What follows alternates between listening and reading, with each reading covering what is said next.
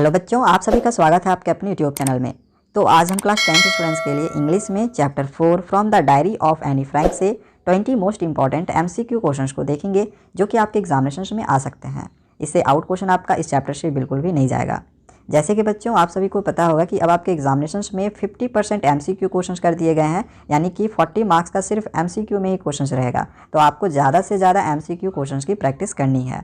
इससे पहले chapter 1, chapter 2 और चैप्टर 3 के इंपॉर्टेंट एमसीक्यू क्वेश्चंस का वीडियो मैंने ऑलरेडी बनाया हुआ है। यदि आपने उन वीडियोस को नहीं देखा हुआ होगा तो डिस्क्रिप्शन पे मैं लिंक दे दूंगा, उस पर क्लिक करके आप देख सकते हो।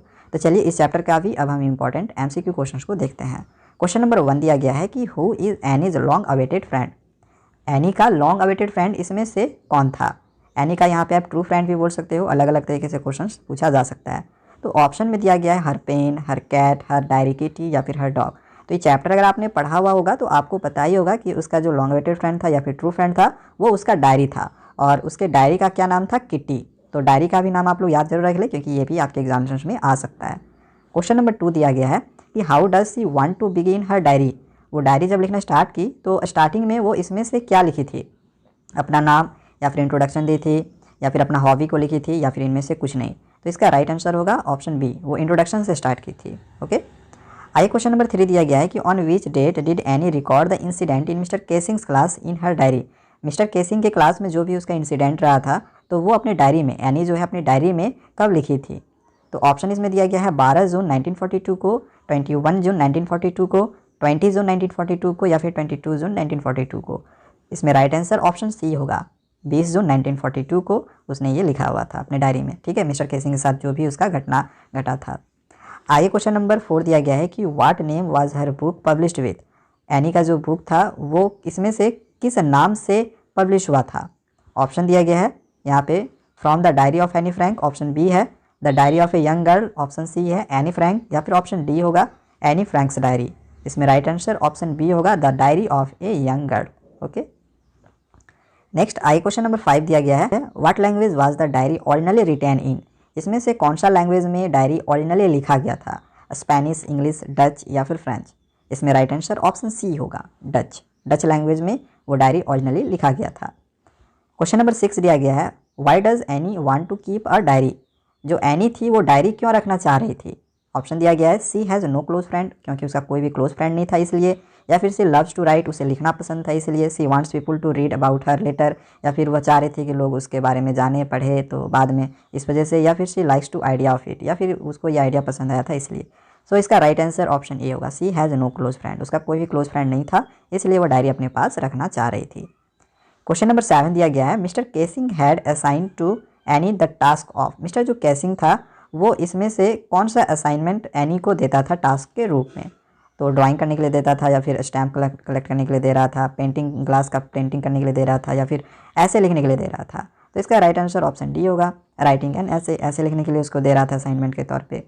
नेक्स्ट आई क्वेश्चन दिया गया है the subject Mr Keesing was teaching to the class was. जो मिस्टर केसिंग थे वो कौन सा सब्जेक्ट पढ़ाते थे अपने क्लास में, फिजिक्स है, सोशियोलॉजी है, मैथमेटिक्स या फिर इंग्लिश। राइट आंसर क्या होगा, मैथमेटिक्स। ठीक है, अगर आपने ये चैप्टर पढ़ा हुआ होगा तो आराम से आप ये सारे क्वेश्चंस को कर सकते हो। क्वेश्चन नंबर 9 दिया गया है mister Keesing was envied with her because.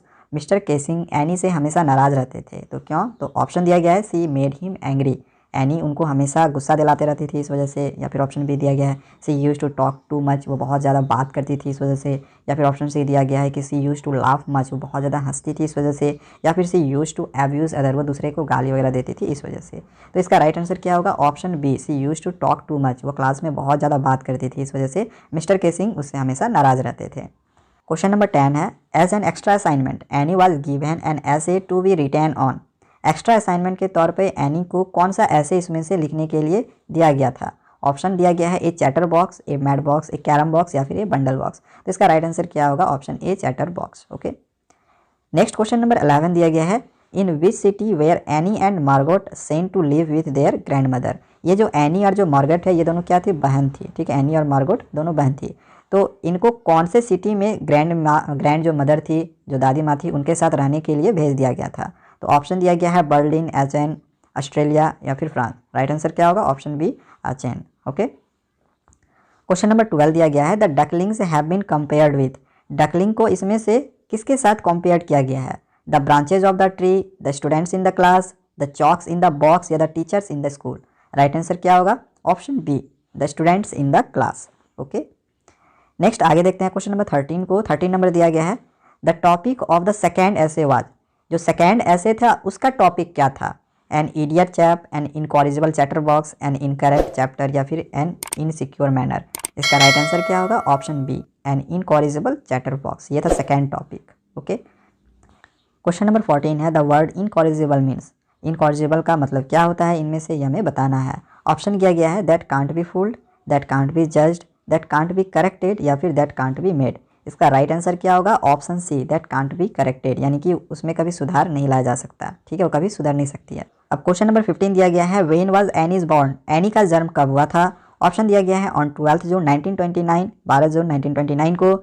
Option B है 12 जून 1930 को। ऑप्शन सी है 12 जून 1931 को या फिर ऑप्शन डी होगा 12 जून 1932 को।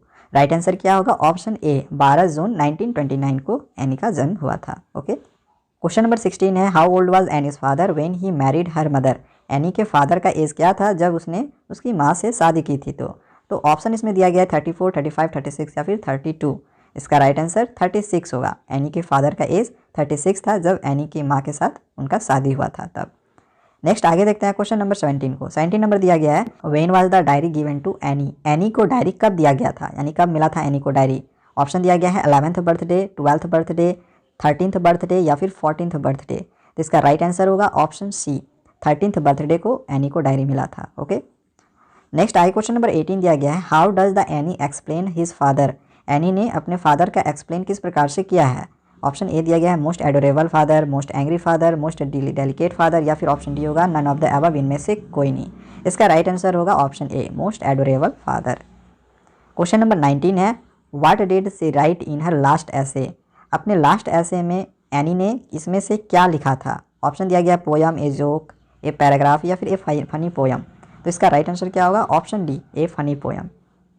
एक लास्ट क्वेश्चन नंबर 20 दिया गया है why was writing in a diary a strange experience for any.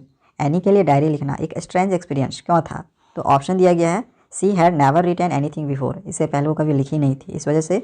Option B है C did not know how to write, उसे पता नहीं था कि कैसे लिखा जाता है। ऑप्शन सी है neither she nor anyone else would be interested in it later, बाद में वह या फिर कोई भी इंटरेस्ट नहीं लेगा पढ़ने में, इस वजह से भी। या फिर option D both A and C, यानी कि ये दोनों ही सही है। इसका राइट आंसर ऑप्शन डी होगा। पहले तो वो कभी लिखी नहीं थी, ये भी होगा सही, और वो इस बात पे भी डर रही थी कि बाद में वह खुद इंटरेस्ट ना ले पढ़ने में या फिर कोई और भी पढ़ने में इंटरेस्ट नहीं लेगा, इस वजह से। सो इसका राइट आंसर ऑप्शन डी होगा। ओके, तो इस तरह से हमने आज पूरे क्वेश्चंस को कंप्लीट कर लिया है। आगे हम दूसरे चैप्टर्स के भी इसी तरह से इंपॉर्टेंट MCQ क्वेश्चंस को देखेंगे, तो चैनल को आप लोग सब्सक्राइब करके जरूर रखें। Thank you.